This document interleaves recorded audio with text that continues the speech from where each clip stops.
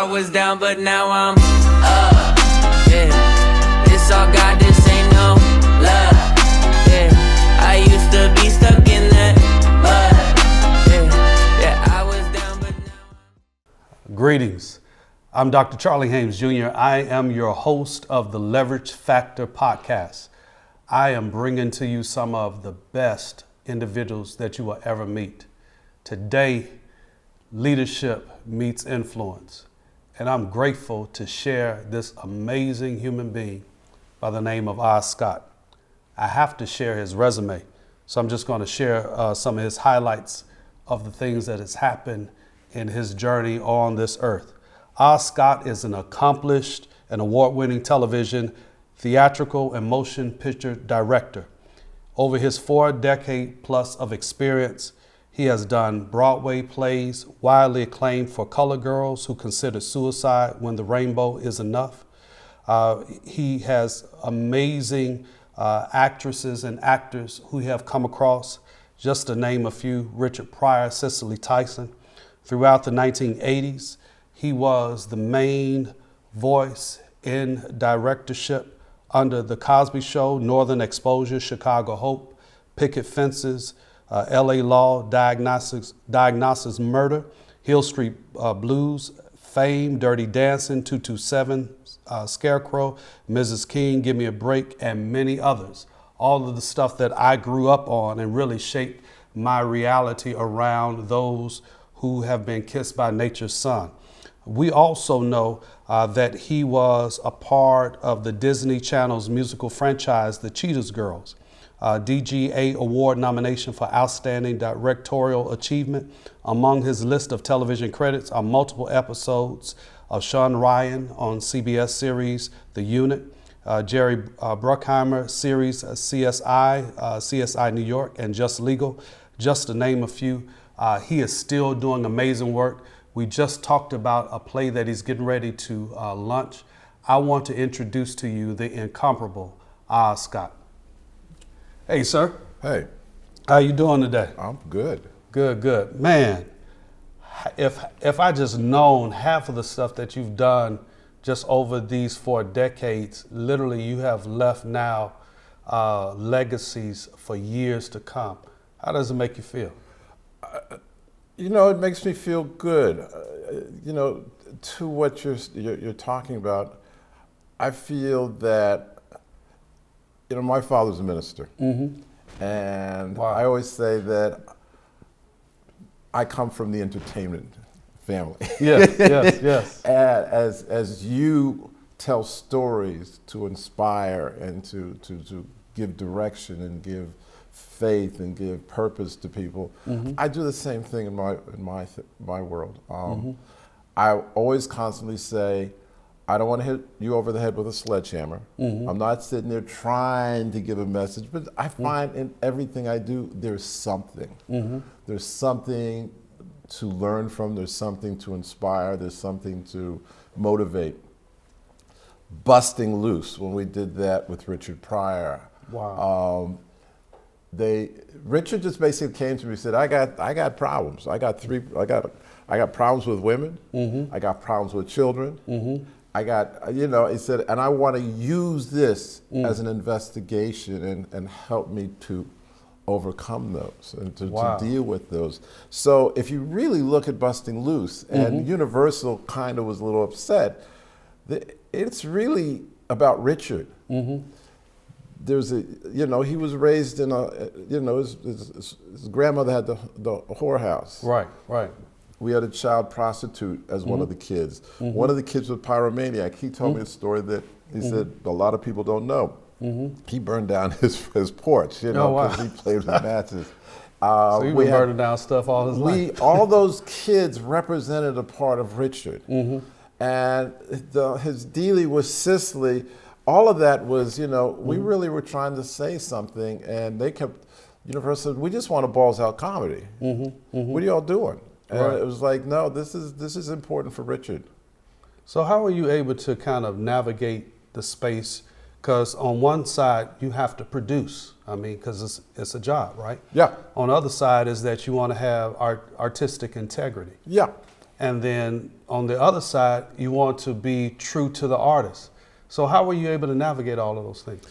I mean, it's a dance. Yeah. It's a dance that you have to do. You got to make the money. Yeah, yeah. You don't make money, you ain't got a voice. Right, right. And everything like Busting Loose at the time, I think it was, $30-40 million back in 1979, 1980. God, that's a lot of money for a film. So, we did very well.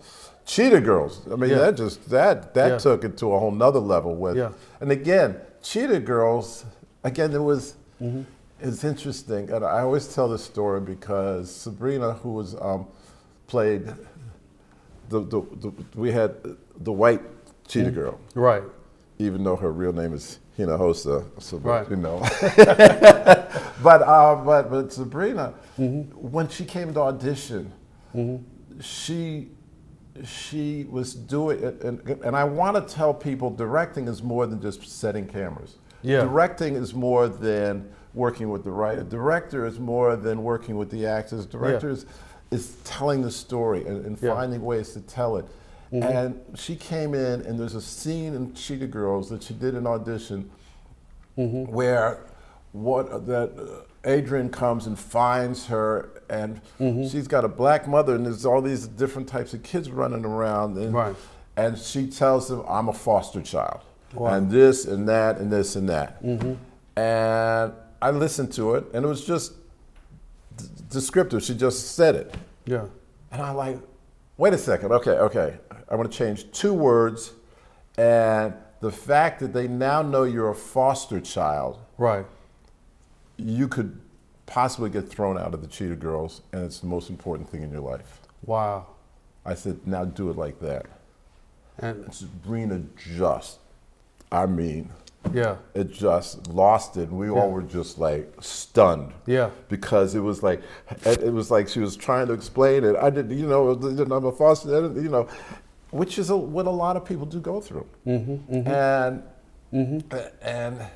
at the end, everybody just sat there and like, wow, she got the part off that. I was afraid when we filmed it that she would not hit that moment, but if you see it in the film, it's fabulous. And finding those ways of making a statement, saying something, and being entertaining. And the way I look at film and television and theater or whatever I do, it's about the specifics. Yeah. It's people watch and listen, and even I'm sure in sermons, they want examples, they want something. They just don't want you to say, things are bad out here. Right. I ain't worried about things being bad. I've been a black director all my life. Right, exactly. Yeah. But give me reasons, give me thoughts, give me specifics. Yeah. When you give me specifics, I'm like, oh, wow, I can deal with that. I hear that. I can transform that. I was doing this film with called Played, a hip hop story with Faison Love and Toni Braxton's actually her first film. Really? Okay. And when we were doing it, I would like, and Merlin Santana, it was his last film. Merlin, I said, I got, and they said, okay, everybody, I've got a story. Everybody, come on, let's sit around, let's hear the story. But the stories for me are stories that touch you, that influence you, that makes you see how one person has done it, and makes you figure out how you can do it. Right. And I tell stories a lot. So this is what I think I picked up from you, which was so intriguing, especially as a leader. And really in our kind of African diaspora, you really are like a modern day griot. Yeah. I mean, that's essentially what you are. You tell stories that have a moral imperative, whether it be good or bad, right? But you're able to see that. So from a director's lens, because I just, I'm an observer. I'm a Capricorn by nature, so I just observe people. And you're able to, you can sense lighting, you can sense a person's motion, you pick out the tiniest details. How were you able to translate that to storytelling? Because that's a unique gift. Everybody don't have that. It's part of storytelling. Really? Lighting is part of storytelling. Yeah. When we did 227. I did the pilot for 227. They got upset with me. They said, Oz, there's shadows. When she was sitting on the stoop, you know, Marla was sitting on the stoop, there was shadows on one side of her face. And they used to light come from everywhere. It's sort of like, you know, no, you know. And I said, no, the sun is over there. This is the afternoon. This is when people sit around and talk. Right. I said, and the lighting design, we had just made a light source. Yeah. And they were like, but, you know, and they were like, I said, hey, you laughing, leave it alone. But that's telling a story. We always, you know, I look for things to help. Visuals help tell the story. Props help tell the story. When I direct, I block because people, Cleavon Little is a good friend of mine. And I remember when I first met him, I was out at his house. I spent the day there and we talked. And then we would talk for maybe 20 minutes, half an hour, and then we just sort of, you know, drift off. The beach was right there, or this was there.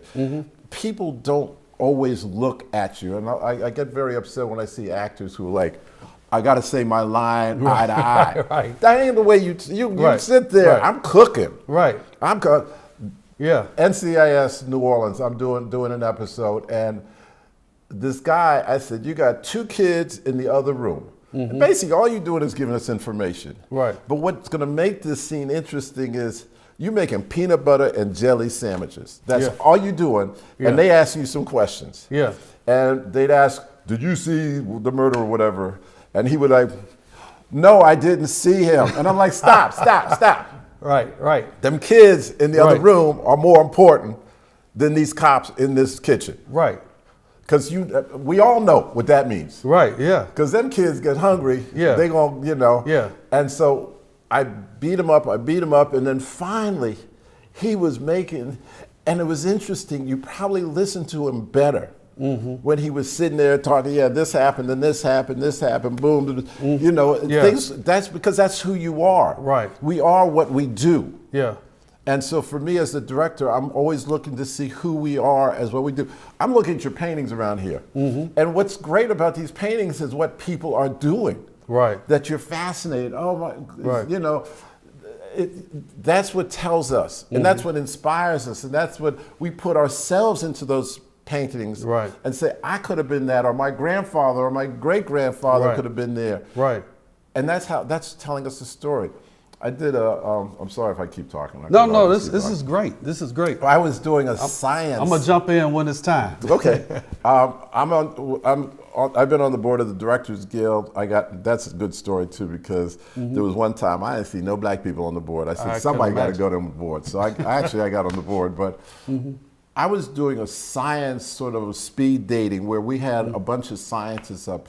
I mean, we had a neurobiologist, we had a roboticist, we had some, and it was like about 100, people. And when I was the host, and I said to them, the way I think about life, because science is very important to me too, because we can get into that. I said, people need specifics, and this group I work with, when you do a film, you can come to this entertainment and science exchange and you can get a scientist to tell you, to give you, like, we're doing something on earth scientists, it's a married couple. Really it's not about, but how does earth science affect their marriage? Oh, we got a couple who are earth scientists. You can talk to them. And you get those specifics.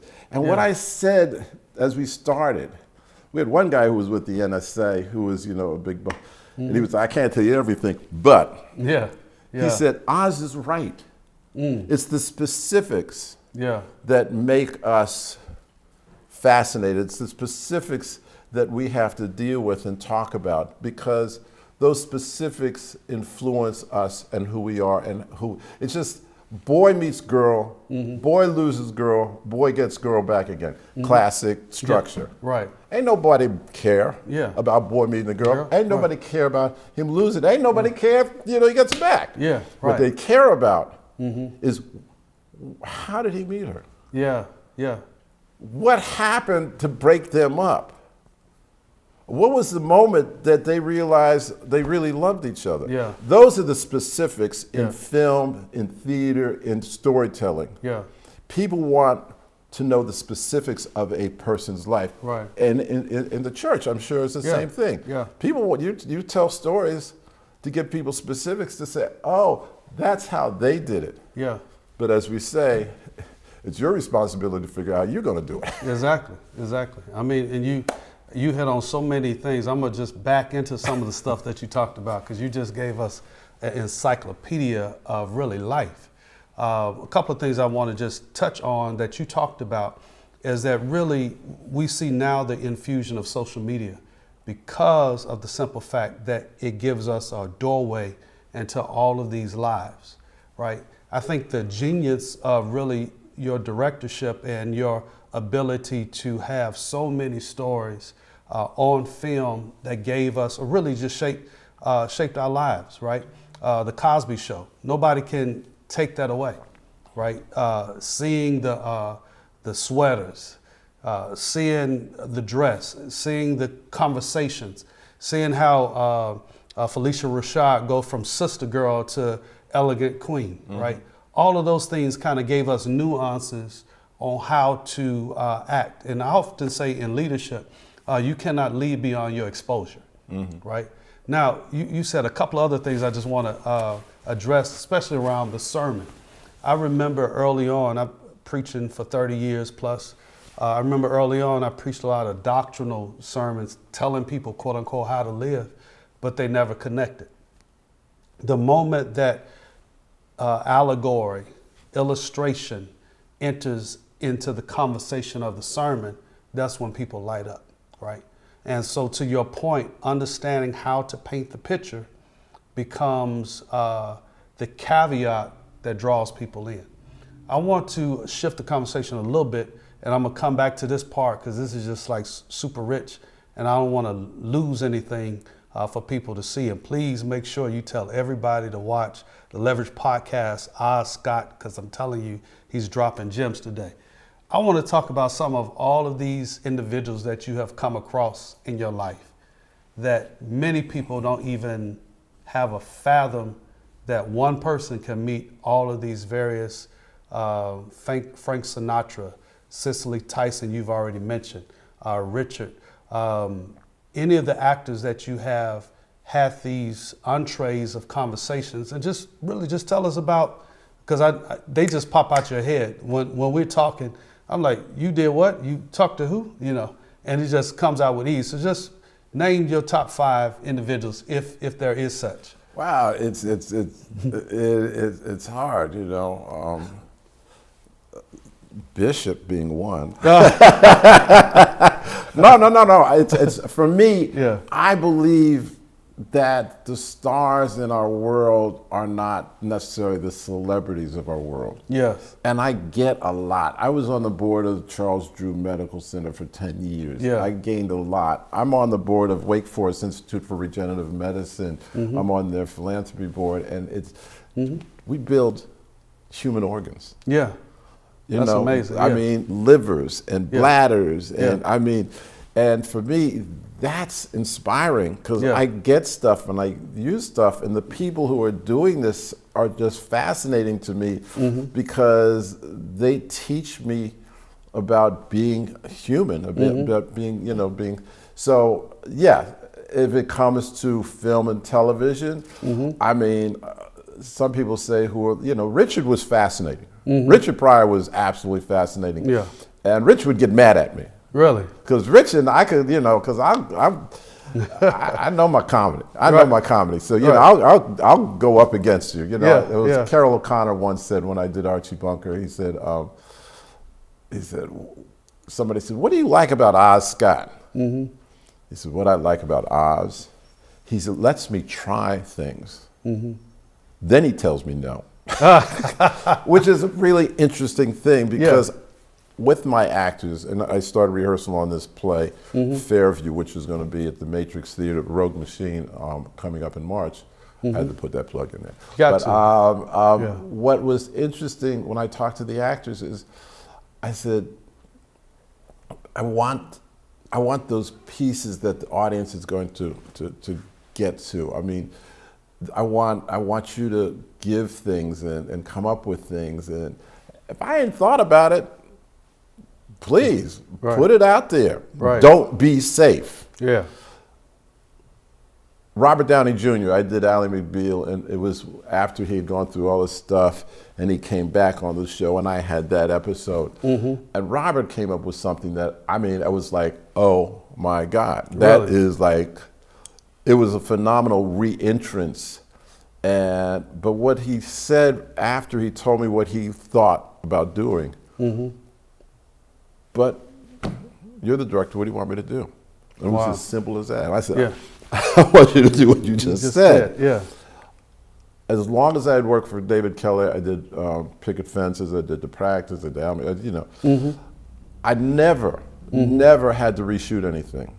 He made me reshoot that scene. Really? And I said, David, it was brilliant. And he said, Oz, that was the problem. It threw the whole episode out of balance. It shifted the focus, and I needed to focus here. I needed simpler because it was and I kicked myself because I never saved it, but it was just, it's things like that. Yeah. Richard, when we did Busting Loose, I mean, I always tell the story about, he's on the bus with the kids, they got stuck in the mud. And Richard's like, okay, Oz, what I do now? You the director. You make me tell me how to be funny. I'm like, I can't do that. But anyway, okay, I got. Somebody give me a shovel. Give me a shovel. It's been raining outside. It's muddy out there. Give me a shovel. Something to come. Give me a shovel. Okay, Richard, I want you to walk off the back, and I start digging this hole in the back behind the bus. Yeah. And I said, okay, fill it with water, and Richard, you're gonna come out, and you're gonna step down there, and you're gonna fall in the puddle, and oh, you think that's funny? Me in the puddle with a lot of mud. Yeah. That's funny to you. Well, in the film, and I don't know if I can say it, you can bleep me if I say it, but Rich is walking down the bus in the shot saying, fuck him. Fuck him. I love it. And he was talking about me. Yeah. Oh, really? And he walks off the back of the bus, and he jumps down there, and he's flailing in the mud, and he gets up, and he walks up to the front, and Cicely's in the driver's seat, and there happens to be some wipes, and she starts pulling all these wipes out and handing it to Richard, and Richard and all that was on the moment, Really? on the day. Wow. What had happened was we couldn't figure out. Richard had written it 3 or 4 times. I had written it 3 or 4 times. The writers had written it. We couldn't figure out how to make the Ku Klux Klan funny. And this is the Ku Klux Klan scene. Yeah. And my guy comes, my producer comes to me and said, you got to shoot the Klan scene today. And I said, I don't have it. I mean, Rich and I were making the film up as we went along. Wow. Every day it was something different. Rich would do something. And I said, okay, you want to do that? I mean, do y'all hear this? So this is like one of the most famous movies ever, and they was making it up as it came. We were making it up. So Richard, so they said, okay, Oz, you got to shoot it. Wow. And I said, okay. Give the crew a break, 15 minutes. And of course, I'm going back and watching Bustin' Loose. The producer's upset. He said, what do you mean give him a break? I said, I don't know what I'm shooting. Give him a break. I'll be right back. We happen to be in the woods.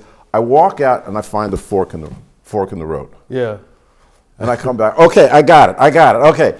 Give me the Confederate flag, whatever, the torches, give me that stuff. And okay, bring the Klan up here, and they're coming this way. And Richard, you are the baddest dude in Camden, New Jersey right now. Right. You are trying to figure out, how do I walk through these woods terrified and make everybody think that I'm the baddest dude out here? Yes. So that was it. That was what I gave Richard. So I had Richard walking up here, and all those lines. I'm Mrs. Braxton's favorite son, Joe motherfucking Braxton. Again, I'm sorry.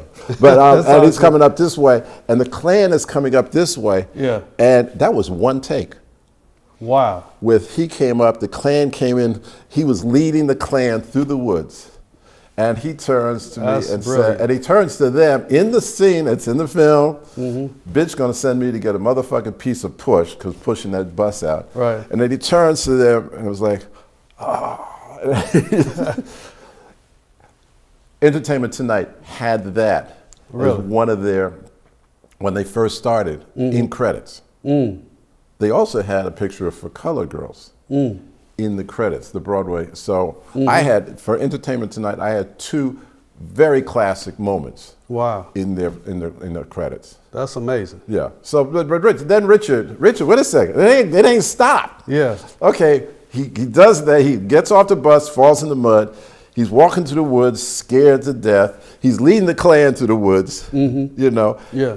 He gets to the bus, and he said, and I said, okay, Richard, okay, you bring the Klansmen on the bus, and everybody's blind. All the kids are blind. And so I said, because I had hired a real blind kid who happened to be sitting in the front row, right there at the front. And I said, Jimmy, I want you to, you're blind. Yeah. How do you feel somebody's face? You take the hood, you pull the hood off. Yeah. That's how I started it. And then This is Richard, pre-Django, everybody. yeah. And then Richard's up here saying, they blind. They all blind. And Cicely's looking at the 2 of us like we're out of our minds. Yeah. And Richard looks over at her and said, except her. Because she wasn't going with this. Yeah. And so we do the whole scene, and he pulls the Klan member off the bus. And I said, okay, Richard, I'm out. I don't know what else to say. I don't know what to do. What do you mean you don't know what to do? I said, I can cut it together. It's going to be pretty good, but, say something to him. Would you want? I said, I don't know. Just say something. Richard came up on the day with, we're on our way to the Ray Charles Institute for the Blind. I know it's on the Oral Roberts show. I know they show it in your area. And the Klansman, and he said, and what I found, this is also very interesting. Yeah. We could not figure out how to make the Klan funny. And if you notice, the Klansman doesn't say anything. It's all reactions. Right.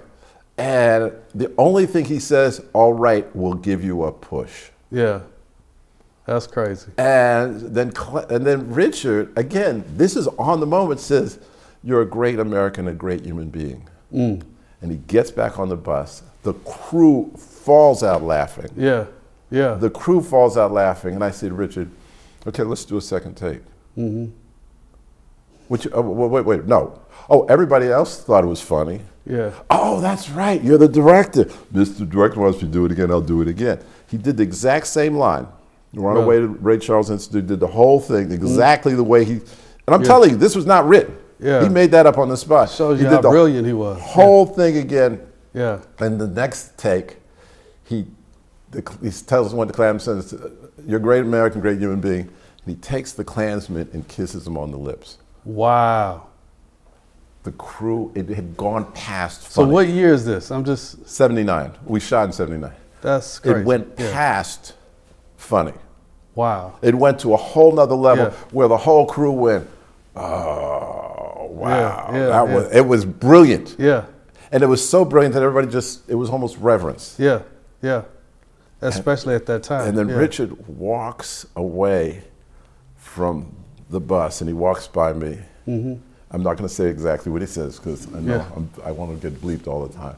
He said, so you knew you. Yeah. And he walks away. And what I knew was I didn't know how he was going to top himself, but he always had to top himself. If we did 2 takes, 3 takes, if we went into 4 and 5, then he went back to old vaudeville, old, the blue stuff, because he always worked the audience. He worked the audience, the crew as his audience. Yeah, and he couldn't tell the same joke every time. Really? Yeah.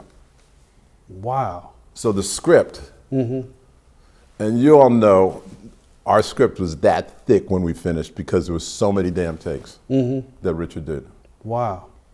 But I could hang with him. I said, no, okay, you're going to do that, then do this. So we really haven't tapped into his amazing genius. No. Yeah. And I think that's why he's held at such high regard with comedians, because there was a brilliance of truth there was a truth that came from him. That, you know, just to say, I got a problem with women, I got a problem with children, I want to work on that. And that for me, that's what Busting Loose was really about. If you really watch Busting Loose, it's about that as opposed to it being just ha ha ha ha. So tell me about, because I think you met Frank Sinatra. No, I don't think so. I met Sammy. You met Sammy. Sammy was interesting. That boy's I met him.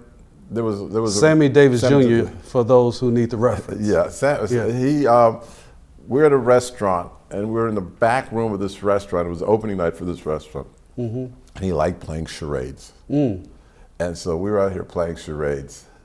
In the restaurant. In this back room of a restaurant at this party.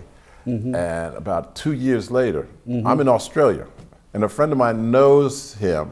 One of the actresses we took for Color Girls over there. She said, let's go over to Sammy. You know, Sammy's in town, in Melbourne. We were in Melbourne, Australia. And we went and he remembered me. Really? He said, Oz. And I'm like, he had to have a photographic memory. Yeah. Because he just, said, this had to be a year and a half, 2 years ago. And we only met like that. Yeah. Sammy was interesting, you know. Especially at a time when you didn't have social media, you didn't have phones and stuff to kind of memorialize things. All you had was your memory. Yeah. And I mean, I've been fortunate to be around some fascinating, some great people. Sherman Hemsley. Sherman Hemsley was, again, and I always try to tell people, Sherman was not a comedian. And every time they put him on a new show, they would try to give him jokes. Yeah. He played his character. Really? Okay. He was a Broadway actor. Okay. And he played, I got mine and you don't got yours. Right. And we loved him for that. Yeah. That was what George Jefferson was about. Right. And George was, and what I love about us as a people is we find humor in the weirdest places. Yeah. And we just enjoy it. We just laugh at it. You know, so when somebody says, you know, jokes, I said, a lot of times we don't need jokes. We just sit there and just, you know. Yeah, it's life. Yes, our life is fun. Yeah. And often, I think our greatest creativity come out of our pain. Yeah. You know, and I think even with the whole, George Jefferson motif, that was a lot of pain there. A lot of pain. A lot of pain that you had to hide, you had to fight, you had to, you know, there was, it was interesting in that there was some real interesting, like, I don't know if it was Sherman who was, once was Barbara McNair came on, and she came on as an old girlfriend and held a gun to him the entire episode because she was mad that he left her when you know, when they were in high school, you know, and I could have had all this. She said, well, that boy you ran off with, that you know, cheated on me with, you know, he was a great guy, of course, you know. Yeah. He was, you know, he was terrible. He was terrible. So but it was really interesting because there was a lot of pain in her, and they used that for the comedy. I mean, again, there was stuff in that it wasn't just jokes. You know, Bill Cosby, it wasn't just jokes. It was stories. It was about people. We watched the Cosby Show because it taught us so much. We learned so much. You know. That pilot, when he talks about being a real, you know, a real guy, you know, you want to be real, you know, you got to pay taxes, you got to do this, you got to do that. We all like. Yeah, exactly. Yeah. Let's go back to the whole moving on up scene. Lionel 1 or Lionel 2 was your favorite? Which one? I know that's kind of politically that's different. Lionel 1, I got to work with Lionel 1, even though I was past the Lionel 1 and the Lionel 2 stage because they had no Lionel when I was doing. I got hired to do the 10th season of The Jeffersons. Really? And I had this AD who was like, he wanted the job. He didn't get the job. I had the job, and I was new to TV, and I was like doing stuff and you know, the Jeffersons had that whole season. they wanted to save money, and they would not let us build any other sets. We had to do the Everything. entire season in The living room. the living room. That's crazy. And we did it. Yeah. And my first episode, and your crew will like this, there was this couch, the table, and Sherman and Isabel get into it. And they're doing a marriage counseling session with all these couples. And I brought them out in front of the coffee table because I'm a filmmaker. I want depth. I just don't want it flat. A lot of times they just shoot flat. Back then they were just shooting flat and just, I brought them out, so I wanted everybody behind them watching them as they were, they're trying to counsel. And the crew stopped and said, Oz, what are you doing? I said, what are you talking about? There's no light in front of the coffee table because everything was lit, coffee table back. I said, well, put some light there. Right.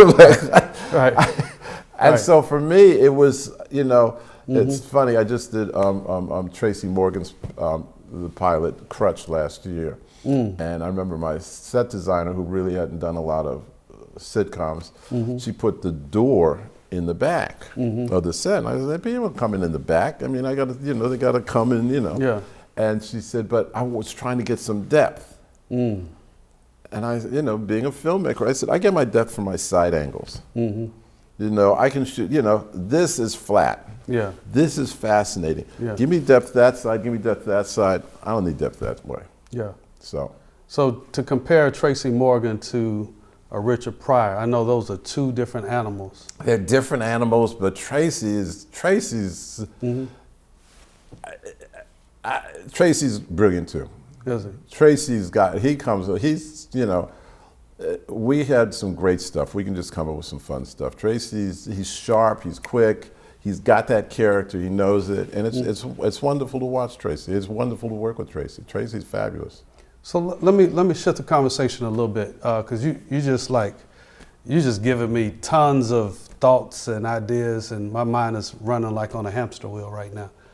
In this world, in this Netflix world, where you have this like montage of shows of stuff you never heard of that people binge watch, what do you say to today's directorial emphasis versus the era that you created, for the most part? I've watched things change. When I first started in, like I said, things were a little flatter, things were a little more staged, and with Hill Street, which was fun to do, you got into the cinema verite with the handheld cameras and the shaky cameras and people, walking, which led to, Grey's Anatomy, well, not Grey's Anatomy, but ER, and it's all this, West Wing, it started, and I always give it to MTV helped change how we looked at stuff, the style. Really, yeah. Because, with the video directors and the video stuff, that it changed how people looked at film and television. And so, and that just got incorporated into our language. When I was doing Cheetah Girls, it was funny because I was, some of the executives look at this, I said, a lot of them didn't have no kids. Right. I had kids. Right. I know, and they were like, but Oz, you're shooting the first musical number. They said, they're looking dead into the camera. I said, that's how kids are watching now. They're looking into the camera. And I said, but this is a film. This is not, a video. And I said, I'm shooting 3-4 cameras. If we got a problem, we don't have to do it. But let me do what I'm doing and let's shoot it. And it was the way. But I also knew how kids were looking at films. They were looking at it, and if you see it more and more, and I actually told them, don't get into looking into the camera, because I can. Historically, I can go back to Gene Kelly dancing with Mickey Mouse in a film, and he was looking right in the camera. Wow. I said, there's precedent, there's ways of doing it. And for me, I grew up watching a lot of films, a lot of films and television when I was a kid. And there's precedent, there's stuff, there's things that happen. I got to tell one great story was I was, and this is a really learning experience. I was shooting the Jeffersons, and we had a bunch of Catskill comics. They played motorcycle gang, old motorcycle guys. And they come into a bar that Isabel is sort of watching, and during breaks, these guys, it was like Ron Shelton, and it was a lot of the old Yarmy, who was Adams' brother. All these guys were there, and they would start telling stories. Really? About back in the day. And I thought I was in Broadway Danny Rose. And if you watch Broadway Danny Rose, there's a bunch of guys sitting talking about that great comedian, you know. Right.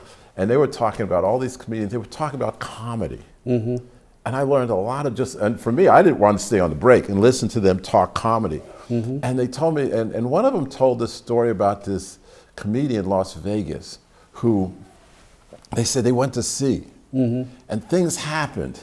You know, the book fell over and the glass and this and all these accidents happened, and he was just on it. They were like, oh my, it was great. They said it was funny.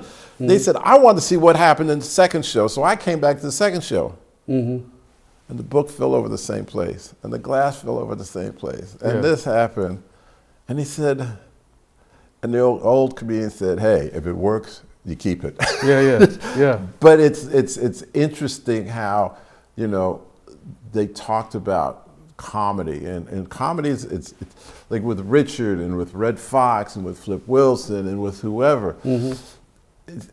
There's a science to it. It's not just, you know, there's something. There's a way of, as preaching, there's a way of communicating with people that gets people to say, yep, right, I know that. That's funny because I've been there. So to that point, I know in preaching classes, if you will, some people call it homiletics. What we learn early on is that if you want to know how to have pregnant pauses or drop lines or get a riff going, is watch comedians. You know, so Dave Chappelle in our day is like brilliant at that. You know, it's not loud. He knows how to inflect voice, but he knows how to bring you to that punchline. You know, and really, in many respects, on my side of the fence, for those who preach, that's the most effective preaching. My father, when I was directing, I'd done Colored Girls. I've been nominated for awards. I've been this and won awards. You know, and I went to see my father preach. And I'm like, okay, I'm gonna sit back here. What would I do to make him better? Yeah. And I watched him, and it was like. And I said, oh, because he knew how to take it up there to that point. You know, and like I bumped into a preacher here, and I mentioned my name was Oz Scott. And he said, Oz, was your father Osborne Scott? And I said, yeah. He came out of a generation back in the 30s. He went to Oberlin and. Gardner Taylor. He was with Gardner. It was like there was a group of major orator. The general. And he said he came to Oberlin to teach, and we at that point were being told to shout and to, you know. And I watched your father come in and have just as much power, just as much influence, and he wasn't jumping up and down and shouting. There was a way, and he had this way. And of course, you'll love this. He let me preach Father's Day sermon. Really? And I was like, and all I asked him was, it was Baptist church. I said, can I get up on the big pulpit? And he said, yeah, you go on. And he got up there and he introduced us. He introduced me. And Valentine's, he said, I know there's a number of you out there who want a real preacher today. Well, my son's going to preach. Wow. I'll just come in and say a few words so you have a real preacher at the end. Oh, wow. That's amazing, And so I did my thing, you know, and it was good. It was good. Yeah. But then I watched him come up, and he only took like 2 minutes. But he took everything I said and he tied it up into a really nice bow and really nailed it. And I was like, that's, you know, Yeah. that's for me is great. Yeah, absolutely. I mean, you know, one of my favorite old school, he's with the ancestors now, is Samuel DeWitt Proctor. That name, I remember sitting in a community renewal society meeting, and here is a bunch of philanthropists around, tons of money, and he comes and he takes the lectern. He literally preaches, and he did not raise his voice above a whisper. And people were like in tears, right? And I was like, what is that he got, right? I know. And I was a young preacher. I started preaching when I was 17, so I was about 19 years old when I first saw him. And then that began to really kind of develop that you cannot be, I call a one-trick pony, you know, that you have to have dimension and depth, and you can't just have one style, you know, 3 points, a poem, and a holler. You got to have something more than that. And I think the ability to observe people will be the greatest gift that you can. I want to drop a lot of preachers' names in this context, especially current context. But one of my, I call him my big brother, mentor for many years, Frederick Douglass Haynes, is a great orator, but he's a gifted illustrator. He could take stuff, and I learned a lot from him, and many of the rudiments around my illustrative ability is his.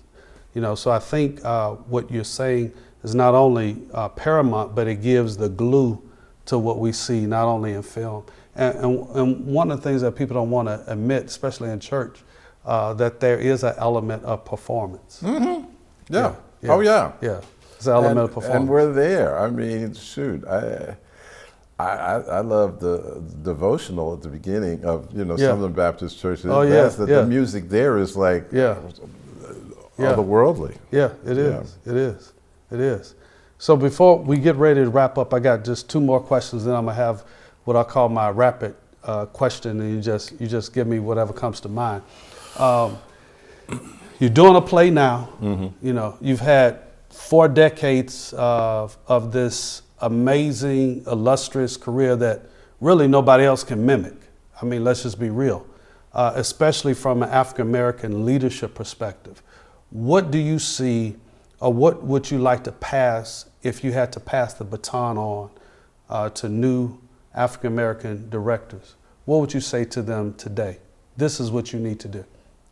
Wow, that's interesting, because what I'm very proud of is my son is producing The Rookie.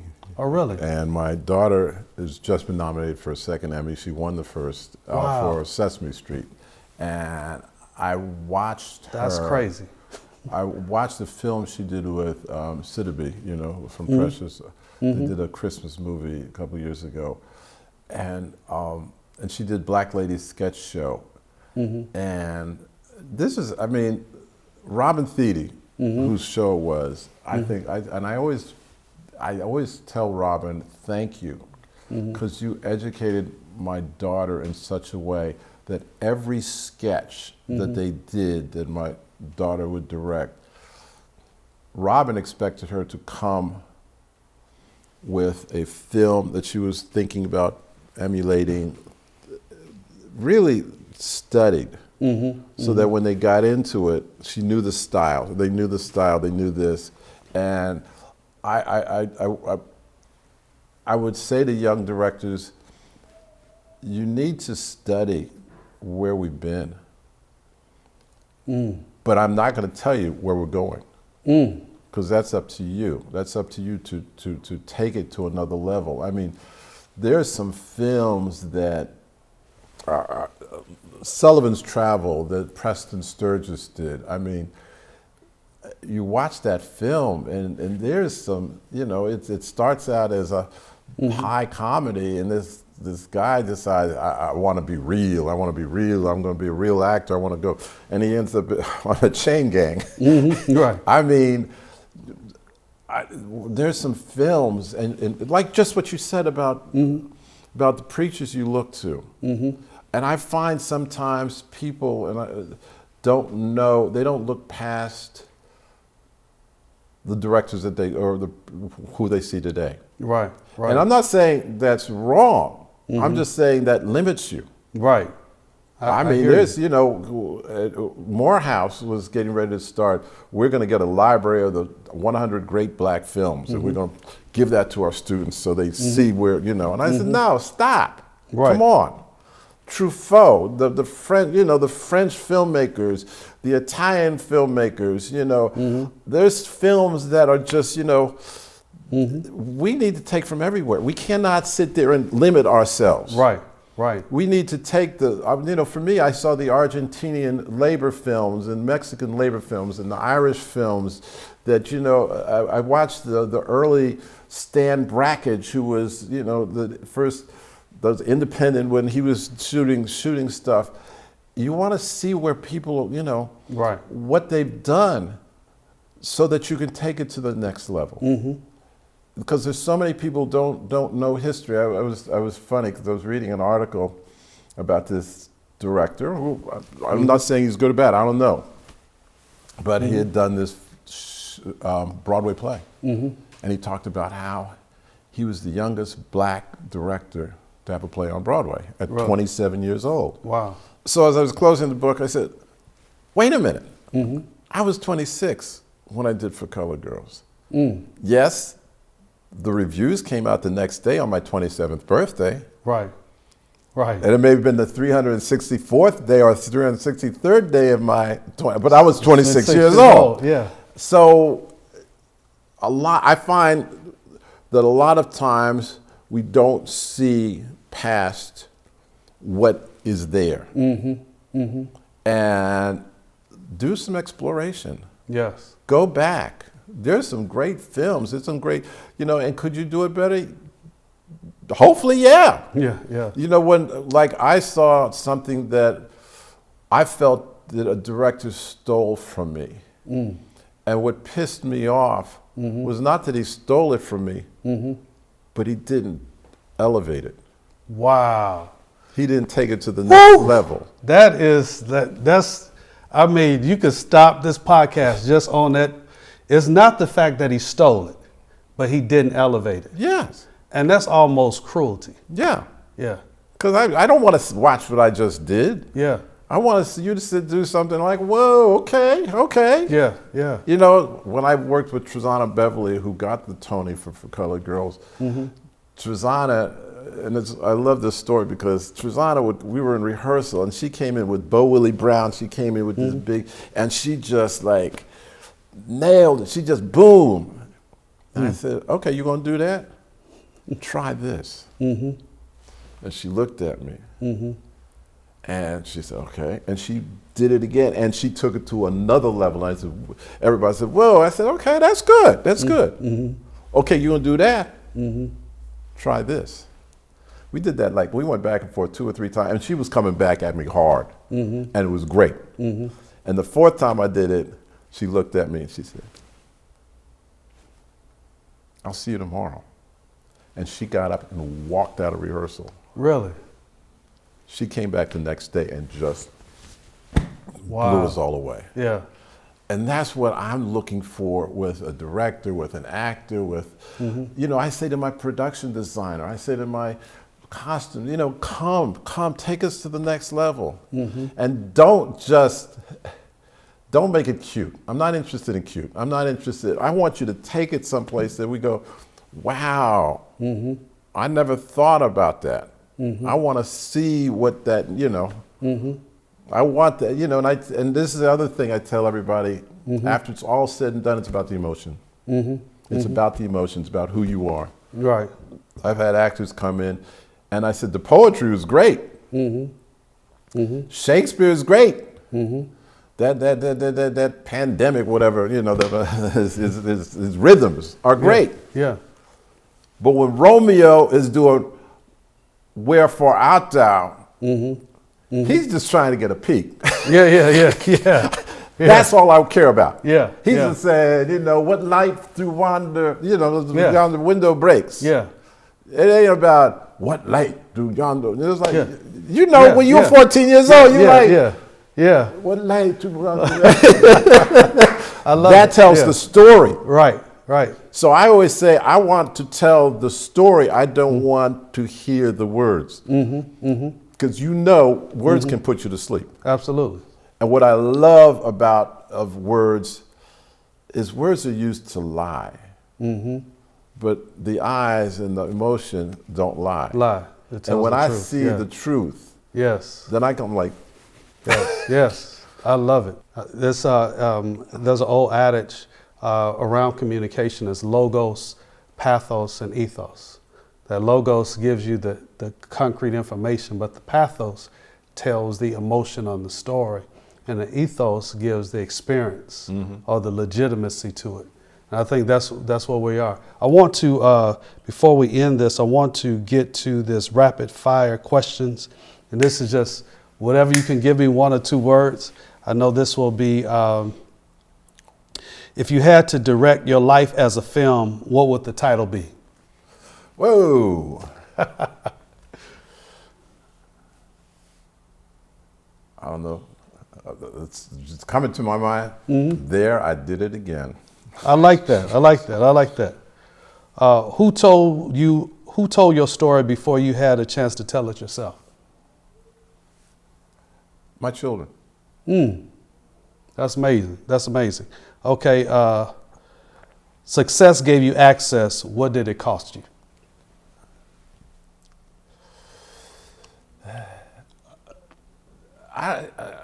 That's a hard one because I don't. That's just the access was just. It cost me. It cost me those vacations with my family where I couldn't go, and we'd rent a place in Martha's Vineyard. We'd run a place in wherever, and I never went. Wow. Wow. You know, I figured out how to pivot, but I would have liked to spend a lot more time with my family. Yeah. That's real. Yeah. Yeah. Because most people, they see the success, but they don't ever see the cost. Yeah. You know. Well, last question, and then I'll give you the last statement to whatever you want to say. The best director you ever worked with taught you what in one sentence? It's interesting because we don't work with other directors, but there were 2 directors that gave me something, and I got to talk about both of them. Gilbert Moses, who really directed The Wiz. Gilbert Moses, he didn't get the credit because that's a we know whole why. other story. Yeah. But Gilbert was, Gilbert. We did The Taking Miss Janie, and we were at the theater at Lincoln Center. We were at Lincoln Center, and we had gone off to do something. Gilbert gave me a whole bunch of stuff, but one he said, he came back after a week or 2 to watch the show. And as a stage manager, I felt it was my job to keep the show where he had left it. And he came back and he looked at the show and he said, "What are you doing?" I said, "What are you talking about?" "The show looks just like I left it. I mean, there's no growth." And what's great about theaters, it can grow and it will grow. And I said, he said, and he was upset. So he went away again, came back about a week later. But during that time, one of the actors came up to me, Sam McMurray, and said, "I'm having a problem here. I've just never really felt comfortable." So I sat there and I worked with him. And came back a week later, and Gilbert looked at Sam and said, "It was the best compliment I ever had," without ever mentioning my name. He said, "Sam, I love what you're doing. You've really grown." Yeah. I didn't say nothing. I mean, that was really good.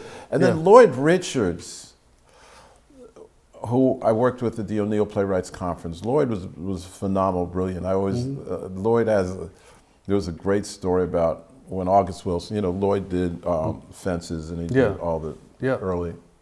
And I remember somebody was saying that August came to Lloyd and said, "The actors, I want them to do it this way. I want them to do it this way." And Lloyd went. And 2 days later, August came to him and said, "Yeah, wow. They're doing exactly, what did you say to them to get them to do it?" like that. Yeah. He said, I just wanted to give them time to get there. Yeah. And I think that's important a Yeah. lot of times. Yeah. It's giving them the room. Because I'm here to direct you. I'm not here to tell you what to do.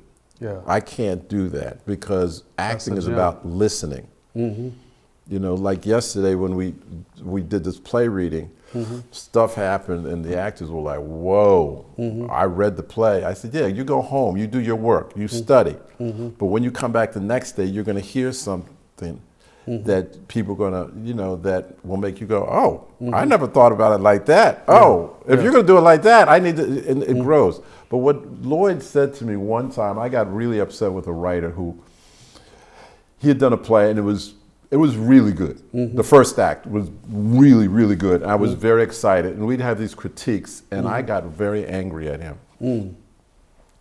And Lloyd was the first black director on Broadway with Raisin in the Sun. Yeah. So Lloyd comes with history. And I got really like angry in this critique at this writer. I said, your first act was brilliant. Your second act, you lied. Because he was trying to protect his girlfriend. I know because he was writing about his girlfriend. I knew what he was doing, but I was and I got mad. And Lloyd pulled me into his office. And he said, Oz, you're a big black man. Yeah. You are imposing. Yeah. And when you get upset, you scare people. Yeah. You need to know how to say what you need to say. Yeah.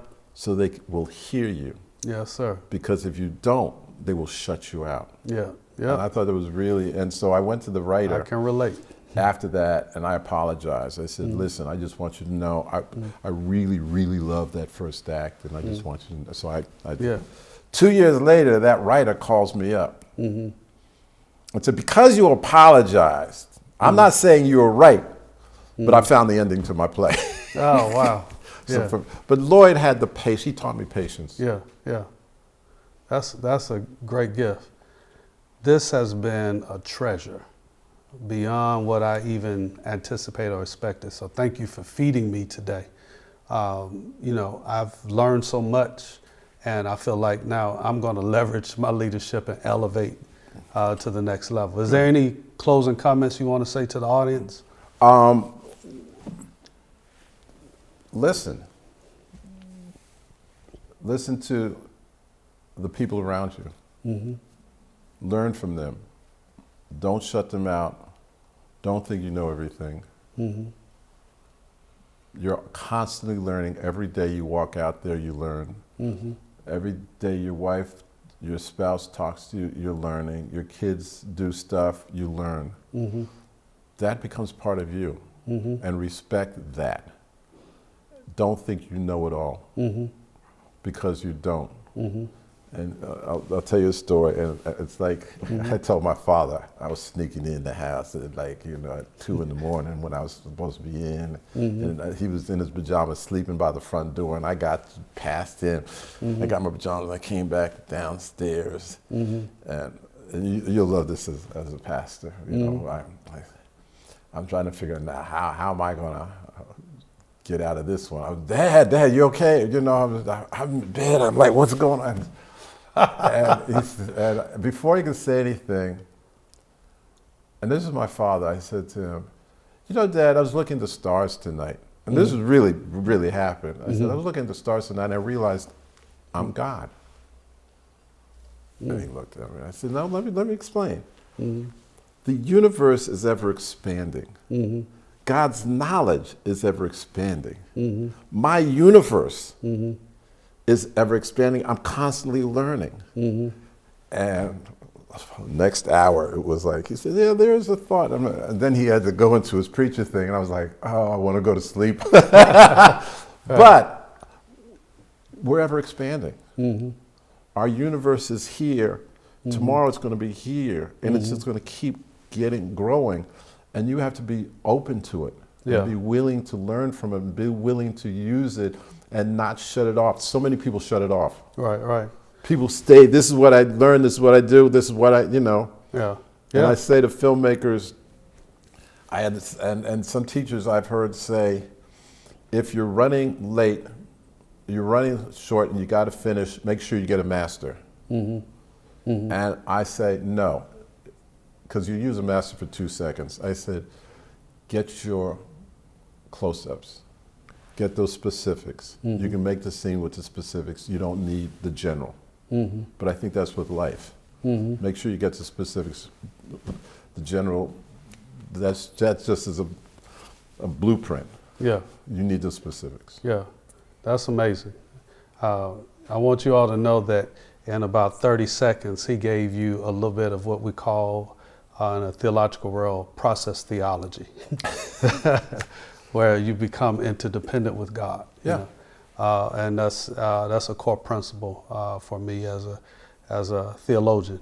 And I want to thank you again for this amazing corridor that you led us down, not only through history, but really principles around leadership and about learning how to thrive and elevate to the next level. So thank you so much. Thank you. Thank you. Thank you, guys. This is another podcast of The Leverage Factor. I'm your host, Dr. Charley Hames Jr. Please follow me on social media, Instagram, TikTok, YouTube, Dr. Charley Hames.